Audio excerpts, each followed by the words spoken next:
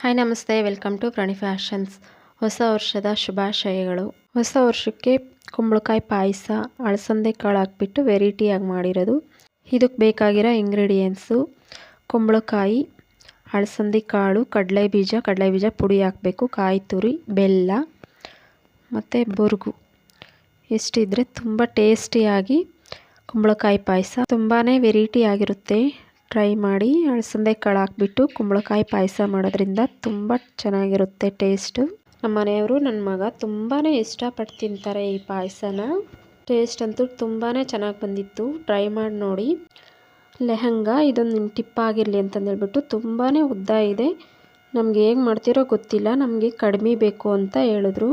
Cut ಮಾಡಿಬಿಟ್ಟು stitch ಹಾಕಿದ್ರೆ ಬಟ್ಟೆ ವೇಸ್ಟ್ ಆಗುತ್ತೆ ಅಂತಂದೇಳ್ಬಿಟ್ಟು ಕೆಳಗಡೆ ಬಾರ್ಡರ್ ಇದೆಯಲ್ವ, ಬಾರ್ಡರ್ ಬಿಚ್ಚಿಬಿಟ್ಟು ಈ ಥರ ಸ್ಟಿಚ್ ಹಾಕಿದೆ.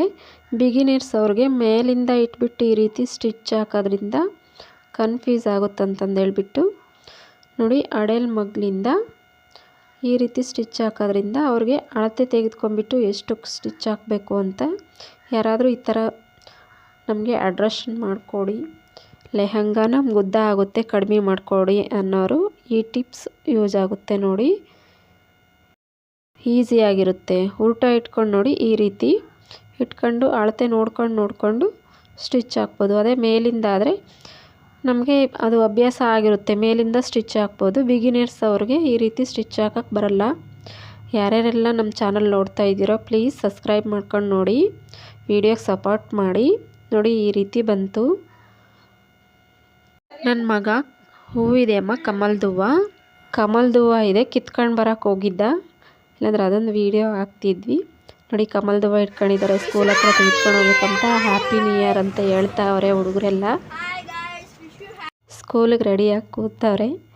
ಅವ್ರಿಗೆ ಖುಷಿ ನಮ್ಗೆ ವೀಡಿಯೋ ಮಾಡಿ ಅಂತ. ನೋಡಿ, ತೋರಿಸ್ತಾವನೆ, ಕಿತ್ಕೊಂಡು ಬಂದಿದ್ದೀನಿ ಕಮಲ್ದ ಹೂವು ಅಂತಂದೇಳ್ಬಿಟ್ಟು. ಎಷ್ಟು ಚೆನ್ನಾಗಿದ್ದಾವೆ.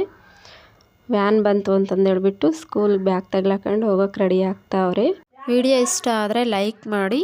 ಮತ್ತು ನೆಕ್ಸ್ಟ್ ಒಂದು ವೀಡಿಯೋನಲ್ಲಿ ಸಿಗೋಣ. ಸಪೋರ್ಟ್ ಮಾಡಿ.